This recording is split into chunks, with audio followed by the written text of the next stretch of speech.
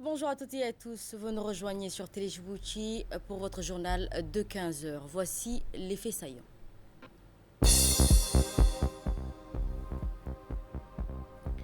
Le chef de l'État, chef de gouvernement, a présidé les travaux de la 20e séance des conseils des ministres au Palais de la République aujourd'hui. Et en nouvelles du monde, nous verrons la Coupe d'Afrique des Nations 2025. Mohamed Saleh sauve l'Égypte face au Zimbabwe. C'est tenue aujourd'hui la 20e séance des conseils des ministres présidée par le chef de l'État, chef de gouvernement Ismaël Mar Guelleh au Palais de la République que nous verrons dans nos prochaines éditions. Diplomatie, toujours le président de la République, son Excellence Ismaël Mar Guelleh a reçu donc hier, en fin d'après-midi, au Palais de la République, le vice-président du Conseil des ministres et ministre italien des Affaires étrangères de la coopération internationale, Antonio Tajani, à la tête d'une importante délégation de haut niveau. La visite officielle de M. Tajani à Djibouti s'inscrit dans une dynamique de renforcement des relations bilatérales entre les deux pays, les relations déjà privilégiées et couvrant l'ensemble des secteurs d'activité. Les échanges ont permis, dans un premier temps, de faire le point sur l'état d'avancement de nombreux projets de coopération en cours à Djibouti entre Djibouti et l'Italie. Les discussions ont ensuite porté sur l'identification de nouveaux axes de collaboration susceptibles de déboucher sur des partenariats mutuellement bénéfiques. À l'issue de l'audience, le chef de la diplomatie italienne a déclaré à la presse de la détermination de son pays à intensifier les échanges avec Djibouti, notamment dans les domaines de l'agriculture, de l'industrie et des ports. Il a également donc souligné la volonté de l'Italie de s'appuyer davantage sur Djibouti, pays jouissant d'une stabilité continue dans le cadre de ses objectifs stratégiques de renforcement dans sa présence donc, dans la région. Le ministre des Affaires étrangères italien donc, s'est déclaré ravi de cette entrevue. Le ministre des Affaires étrangères djiboutien Abdelkader Hussein Ammar a également pris part à cette audience dans une déclaration donné à la radio-télévision Djibouti. Il s'est félicité de la collaboration fructueuse entre les deux pays. Et à l'issue donc de son audience, le chef de l'État et le vice-président du Conseil des ministres et ministre italien des Affaires étrangères de la coopération internationale, Antonio Tajani, s'est exprimé au micro de notre collègue. Il est revenu sur les axes majeurs de la coopération entre Djibouti et l'Italie. Nous l'écoutons. À Djibouti, moi je veux renforcer les liens. Nous avons de très bonnes relations au niveau politique, mais on peut faire beaucoup plus. Je pense dans les domaines de l'agriculture, dans les domaines de l'industrie. On a des intérêts en commun. Djibouti est au milieu des intérêts à niveau mondial. La capacité de Djibouti d'être un pays crucial pour renforcer la stabilité dans la région, dans cette région africaine. Et donc, on peut partir de Djibouti pour essayer de résoudre des problèmes qu'il y a entre l'Éthiopie, l'Érythrée, il y a aussi le Soudan, qui est un pays qui nous préoccupe beaucoup. Et donc, on peut travailler ensemble à Djibouti pour essayer de trouver des bonnes solutions. Et après, je dis, il pourrait devenir le siège de l'ONU, comme il y a les Chinois, les Américains, les Italiens, les Japonais, les Français, tous ensemble ici, et sans aucun problème. Et voici l'intervention du ministre des Affaires étrangères et porte-parole du gouvernement djiboutien Abdelkader Hussein Ammar dans son intervention au micro. Aujourd'hui, nous avons reçu le vice-président du Conseil et ministre des Affaires étrangères de la coopération de l'Italie pour la première fois à Djibouti. Plusieurs points ont été discutés et nous espérons que ce ne sera pas la dernière visite du ministre Tajani à Djibouti. Et nous espérons que nous allons poursuivre cette collaboration et cette coopération qui est très importante parce que l'Italie reste quand même un pays ami et avec lequel nous avons de solides relations, notamment à travers les opérations Aspides, les opérations Atalante pour sécuriser le commerce international à travers la mer Rouge. La présidente de la Cour des comptes et des disciplines budgétaires, Isman Mahmoud Ibrahim, a donc remis ce jour au président de l'Assemblée nationale de l'État, Mohamed Dilleta, le rapport public annuel de l'Institut qu'elle dirige. Cette audience a permis de rappeler le rôle essentiel de la Cour dans le contrôle de l'action gouvernementale et la promotion de la bonne gouvernance. Madame Simane Mohamed Ibrahim a souligné que la mission de la Cour couvre l'ensemble des secteurs publics et vise à garantir le respect du droit ainsi que la gestion transparente et efficace et responsable des ressources publiques. La présidente de la Cour des comptes été accompagnée par plusieurs collaborateurs, notamment de la procureure générale, Mme Medina Ismail Aouled, le secrétaire général, M. Omar Aden, de la présidente de la Chambre de discipline budgétaire, Mme Ilhan Hussein Wabri. Pour sa part, le président de l'Assemblée nationale a salué le professionnalisme et la rigueur de la présidente de la Cour des comptes, mettant en avant le dynamique positive, mettant l'Institut dans sa transparence. La rencontre s'était également donc déroulée en présence du directeur du cabinet de l'Assemblée nationale, Idriss Mohamed Ahmed. Dans la sécurité et la défense du pays, une cérémonie officielle s'est tenue donc au sein de l'armée de l'air djiboutienne à l'occasion de la réception de 2 avions Sénat de 208B offerts par les États-Unis d'Amérique dans le cadre de la collaboration militaire entre l'Arabie Djibouti et les États-Unis d'Amérique.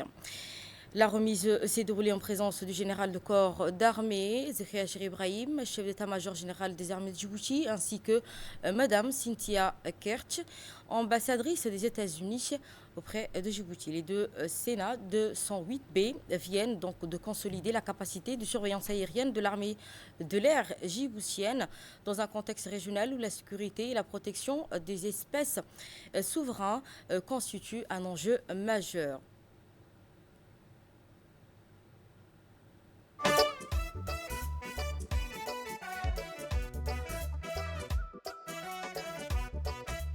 tahay awoodii lagu aarsanayay ma og tahay askariyo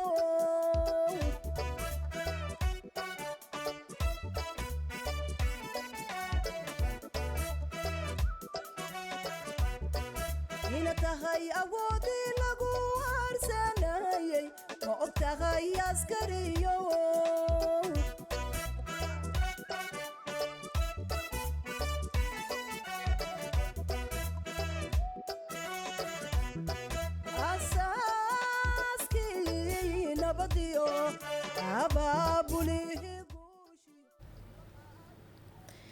Et dans une intervention, donc, le commandant de corps de l'air a mis en avant l'importance de cette opération, de nouveaux moyens aériens pour la force armée djiboutienne. Il a également salué et souligné la réception et les relations bilatérales qui unissent nos 2 pays. Ce partenariat reflète notre vision commune d'une région plus sûre et plus sécurisée. Un exemple remarquable de cette collaboration est la coopération de longue date entre les forces aériennes djiboutiennes et américaines. Ce partenariat a débuté au début des années 2000 avec la livraison de 2 aéronefs Cessna 208A. Aujourd'hui, l'ajout de 2 nouveaux avions Cessna modifiés représente un saut qualitatif en termes de capacité et de performance pour l'armée de l'air djiboutienne. Nos programmes avancés de formation des pilotes illustrent l'engagement des États-Unis à doter le personnel djiboutien des compétences et de l'expertise nécessaires pour exceller dans l'aviation moderne et contribuer à la stabilité régionale. En outre, des aviateurs du Mobility Support Advisory Squadron et de la Garde nationale aérienne de l'État de Kentucky se rendent régulièrement à Djibouti pour échanger avec l'armée de l'air djiboutienne sur un large éventail de sujets. Des représentants techniques américains continuent de fournir une formation et un appui supplémentaire sur le terrain. Cet investissement américain dans le capital humain garantit que l'armée de l'air djiboutienne dispose non seulement des technologies avancées, mais aussi de l'expertise nécessaire pour en exploiter pleinement son potentiel. À l'avenir, le programme CESNA présente des perspectives très prometteuses. L'événement qui illustre une fois de plus la coopération militaire entre Djibouti et les États-Unis d'Amérique est déjà visible à travers d'autres initiatives bilatérales. Voici l'intervention du colonel de l'armée de l'air. Ces 2 avions neufs, équipés d'un système ICR, composé d'une caméra de surveillance et d'observation, vont considérablement renforcer notre outil de défense dans le domaine de la sécurisation de nos frontières terrestres et maritimes. Je tiens à cette occasion, en tant que commandant de l'armée de l'air, à vous exprimer, au nom du chef d'état-major général des forces armées et de son état-major, ma profonde gratitude et mes sincères remerciements pour l'octroi de ce don et pour toutes les formations dispensées au profit de nos personnels, pilotes, mécaniciens et opérateurs caméra. J'exprime ici, en mon nom personnel, au nom des officiers, sous-officiers et aviateurs, tout mon profond respect et admiration au général de corps d'armée Zakaria Cher Ibrahim, chef d'état-major général des armées, pour son soutien inlassable et permanent visant à consolider les capacités opérationnelles de l'armée de l'air. Également en nouvelles du monde, le ministère de la Jeunesse et de la Culture, en collaboration avec l'Organisation des Nations Unies pour l'UNESCO, organisée ce matin à la Bibliothèque et Archives nationales, la cérémonie de lancement officiel de la 2e édition de la Semaine nationale des patrimoines. Placée sous le thème cette année, patrimoine et développement durable, transmettre pour construire l'avenir.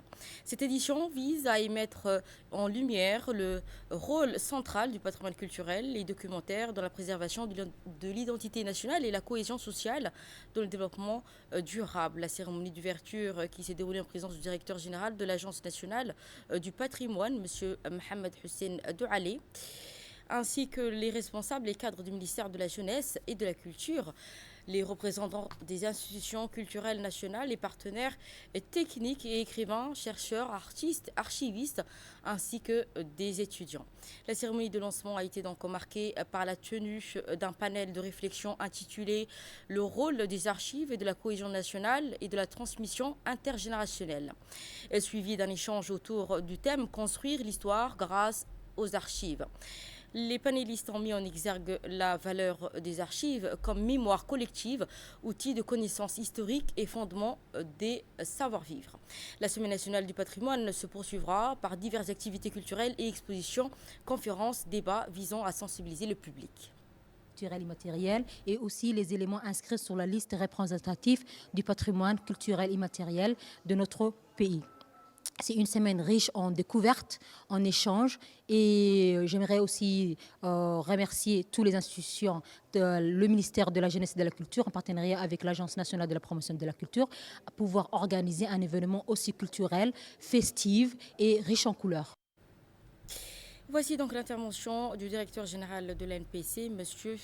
Mohamed Hussein Doualé. On l'écoute. Cette 2e édition de la Semaine nationale des patrimoines s'inscrit dans une volonté claire, placer la mémoire nationale, les archives et le patrimoine culturel au cœur de notre réflexion collective.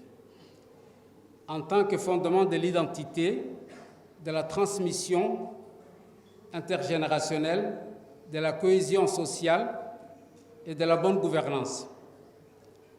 La journée inaugurale d'aujourd'hui est placée sous le thème « Mémoire, archives, patrimoine, littérature djiboutienne », traduit pleinement cette ambition. Elle met en lumière le rôle central pour ce matin des archives nationales, non seulement comme lieu de conservation, mais aussi comme espace vivant des savoirs, des dialogues et des citoyennetés. À travers les portes ouvertes, les expositions, les visites guidées, les panels scientifiques et la table ronde consacrée aux littératures djiboutiennes, nous avons souhaité créer des passerelles entre les patrimoines matériels et immatériels, l'archive ou les archives et la création littéraire, la mémoire historique et les expressions contemporaines. À cette occasion, je tiens à saluer très chaleureusement nos éminents intervenants, chercheurs, universitaires et professionnels de patrimoine qui ont accepté de partager leur expertise et les réflexions, ainsi que nos partenaires institutionnels et culturels, au premier rang desquels le bureau de l'UNESCO ici, de Djibouti, pour son accompagnement constant en faveur de la sauvegarde et de la valorisation des patrimoines. La direction à l'ICB avec le ministère chargé à la décentralisation, Qasim Haroun Ali, qui a effectué dimanche dernier un déplacement qui l'a conduit dans la ville d'Ali-Sébié où il a visité les services de l'État civil, du Conseil régional et de la grande galerie marchande en cours de construction. Lors de ce déplacement, le ministre était accompagné par son homologue, le ministre de l'Intérieur, Sérine Hassan, avec lequel il a planifié cette visite à Ali-Sébié. Cette mission de travail s'inscrit dans le programme ministériel annuel établi pour s'enquérir de la situation générale qui prévaut dans les régions et surtout pour prendre connaissance de la qualité des services administratifs rendus dans les conseils régionaux. C'est pour répondre donc à cet objectif que les ministres se sont déplacés jusqu'à Ali-Sébié. Au cours de cette inspection, le ministre a été donc fortement impressionné par l'organisation de travail en vigueur dans les services de l'État civil d'Ali-Sébié et la qualité des services rendus aux usagers de l'administration.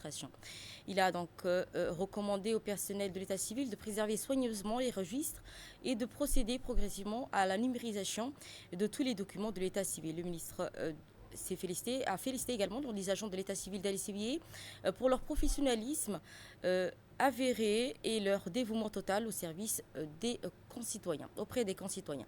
Le ministre s'est rendu sur le site de construction d'une grande galerie qui sera donc inaugurée au début de l'année 2026. Cette galerie marchande constituée de 73 étals et boutiques va centraliser l'essentiel des activités commerciales de la ville d'Ali-Sébié. L'intense activité commerciale qui sera donc créée dans la galerie marchande qui se traduit par une création d'emplois au profit des jeunes d'Ali-Sébié par une hausse de recettes fiscales pour le conseil régional. Tout en soulignant donc le ministre a remercié le préfet et le président du conseil régional d'Ali-Sébié. Autre nouvelle du pays également, le secrétaire d'État chargé au sport a organisé hier soir la 3e édition du Gala des sports dans le cadre des prestigieux résultats à l'hôtel Aïla, un rendez-vous désormais incontournable du calendrier sportif national placé sous le signe de la reconnaissance et l'excellence dans la célébration de mérites sportifs. La cérémonie qui s'est déroulée en présence du secrétaire d'État chargé au sport, Hassan Mohamed Kamil, du ministre des Affaires étrangères, de la coopération internationale, Abdelkader Hussein Omar, ainsi que le ministre du Commerce, Mohamed Ouassama Dirié. Plusieurs parlementaires ont également honoré l'événement de leur présence aux côtés de l'ambassadeur de France à Djibouti, M. Jérôme Bresson, du colonel de la garde-côte Ouass Merbouré, du général et commandant des forces françaises stationnées à Djibouti, le général Valette. Dans une ambiance festive, solennelle, cette cérémonie a été l'occasion de rendre hommage appuyé aux anciens sportifs, tant en mettant l'honneur les acteurs et athlètes et qui sont illustrés au cours de l'année précédente.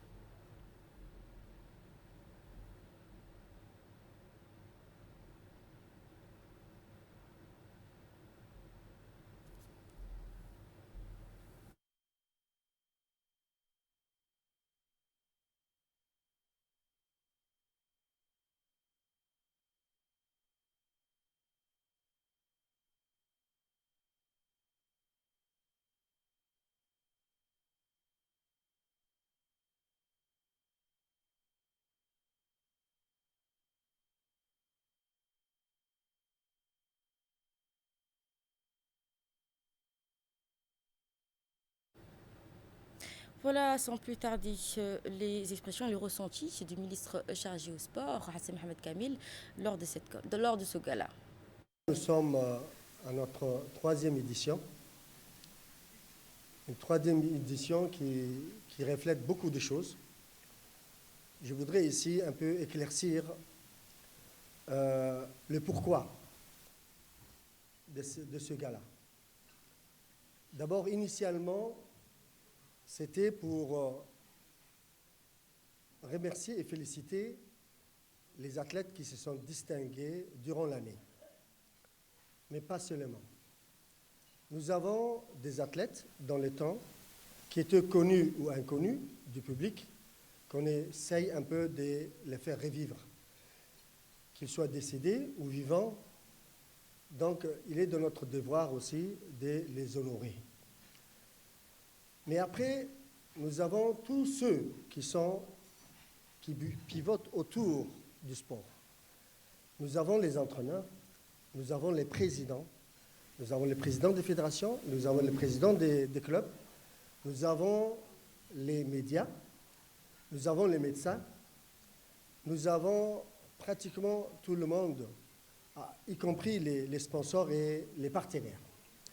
Donc, c'est pour dire bravo et merci à tout ce beau monde qui fait que le sport aujourd'hui rayonne.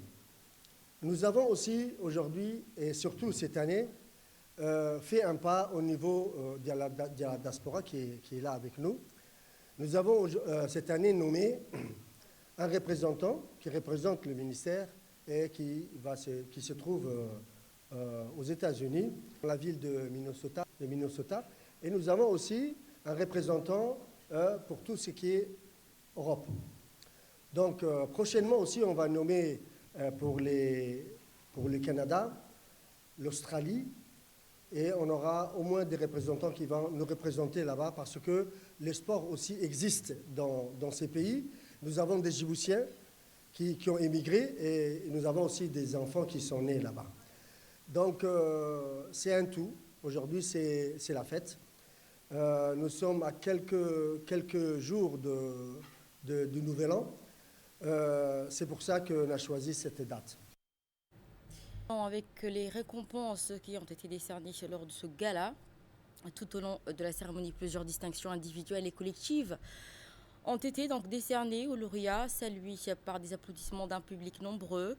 Les trophées ont été remis par les officiels présents, soulignant l'importance accordée par la plus haute autorité du pays à la promotion des valeurs du sport, telles que le dépassement de soi, la discipline et l'esprit d'équipe.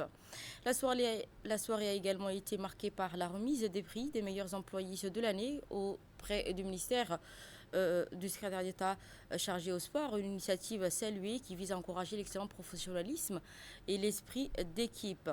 Par ailleurs, les équipes de lauréats du tournoi interministériel ont été donc récompensées, venant ainsi clôturer une compétition placée sous le signe de la fraternité et de la promotion des sports comme vecteur de rapprochement entre les administrations.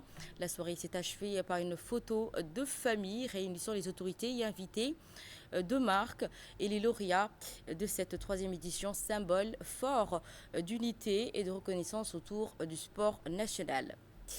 Et de là, nous allons donc à Tadjoura avec une ambiance de forte mobilisation et d'engagement qui a été lancée donc ce matin à Tadjoura avec la caravane médicale organisée à l'occasion du premier anniversaire de l'hôpital régional Dr Burhan Mohamed Aref, placé sous le patronage du ministre de la Santé, Dr Robleh Abdillah.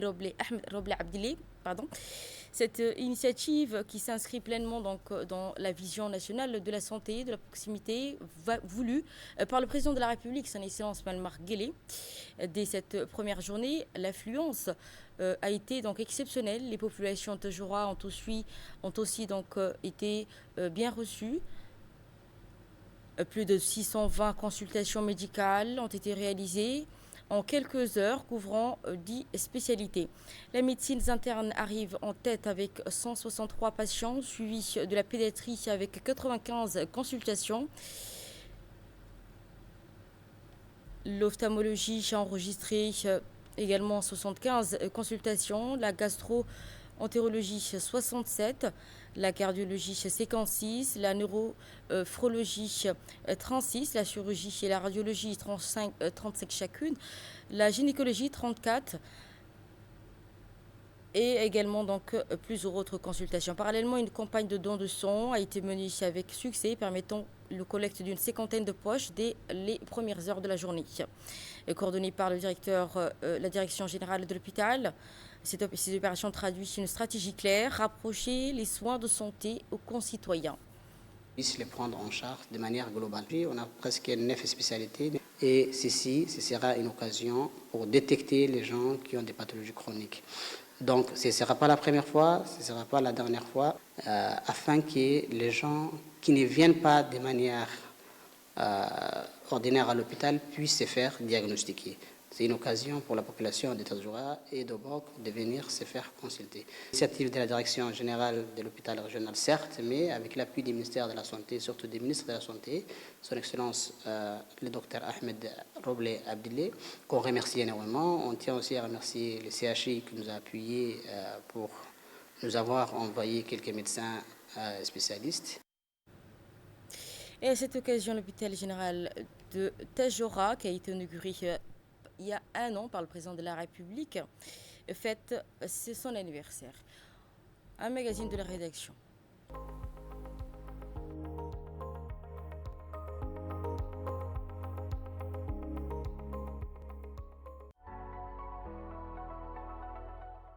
Ici à Tadjoura, face à l'immensité bleue du Golfe, un autre horizon s'est ouvert le 15 décembre 2024. C'est celui de la santé, de la dignité et d'un avenir serein.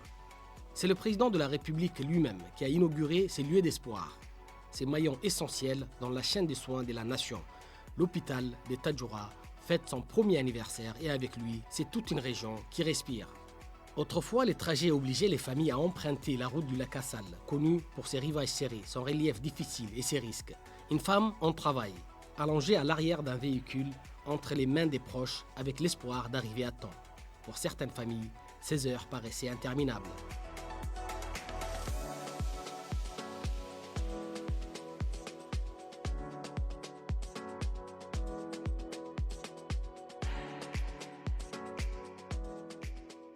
Les cœurs battants de cet hôpital, la maternité ou les blocs de manière générale.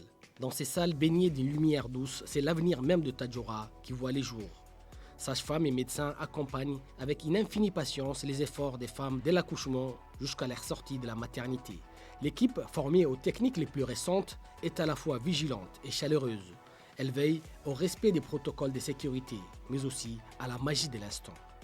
Dès l'arrivée de la future mère, un accueil personnalisé et rassurant la guide. Lorsque le temps de la naissance arrive, la future maman est installée dans une salle de travail spacieuse et équipée. Avant chaque césarienne, tout est vérifié. Le matériel, la stérilisation, la préparation de la patiente.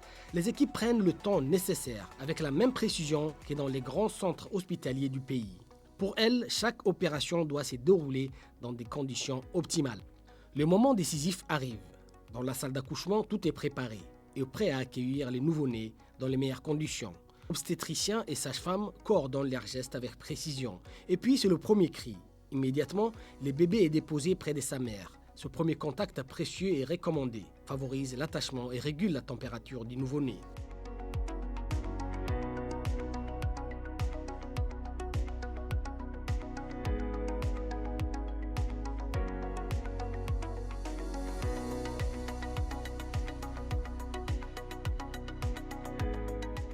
La magie de l'instant se prolonge dans la quiétude de la chambre des suites, individuelle et lumineuse.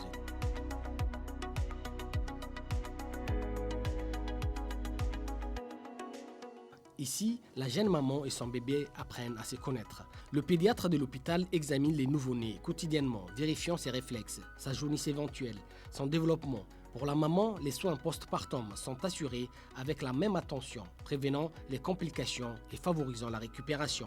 La maternité de Tadjoura est ainsi la garantie de la sécurité.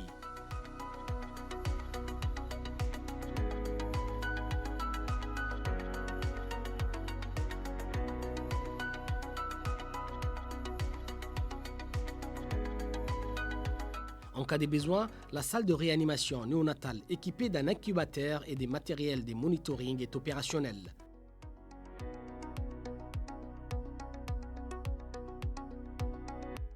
Maintenant, on a fait un césarien pour bradycardie. C'était très bien. Maintenant, les mamans et les bébés sont en bon état. C'est déjà le deuxième césarien dans la journée. Un an après son ouverture, cette maternité est plus qu'un service. Elle est devenue le sanctuaire des commencements pour toutes les régions du Nord. Chaque famille qui en sort avec son nouveau-né emporte avec elle la certitude d'avoir été accueillie, écoutée et protégée. Dans les sourires d'une mère qui berce son enfant pour la première fois sous ses toits, c'est toute la promesse de l'hôpital de Tadjoura qui s'incarne. Une promesse de vie sûre, digne et joyeuse pour les générations à venir.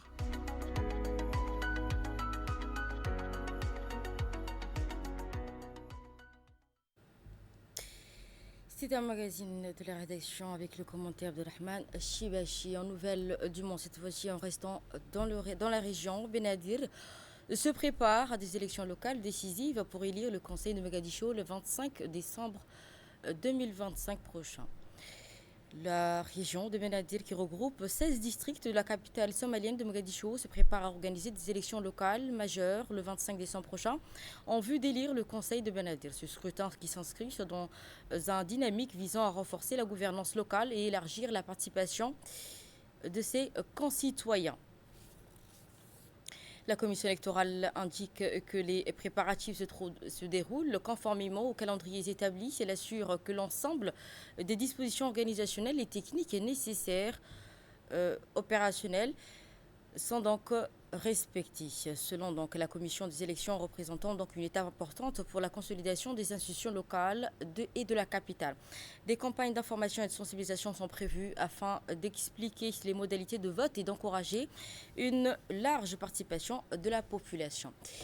Et c'était dans les titres, l'Égypte qui bat le Zimbabwe grâce à un but tardif lors d'un coup d'envoi de la Coupe d'Afrique des Nations 2025. L'équipe nationale égyptienne a remporté une victoire spectaculaire contre le Zimbabwe dans une soirée avec un score de 2-1 lors du match disputé dans la soirée du 22 décembre 2025. Comptant la première journée de la phase des groupes d'Afrique des Nations 2025 au Maroc. Le Zimbabwe qui a ouvert le score aux 20e minutes grâce au Prince Tube, profitant d'une attaque bien organisée et d'un relâchement momentané de la défense égyptienne. L'Égypte qui est revenue en force en seconde période avec Omar Marcous égalisant à la 64e minute avant que Mohamed Saleh ne marque le but décisif à la fin des temps. Ce sera tout. Merci à vous de nous avoir suivis. Vous étiez sur Télé Djibouti. On se retrouve à 22h pour une nouvelle édition. D'ici là, portez-vous bien.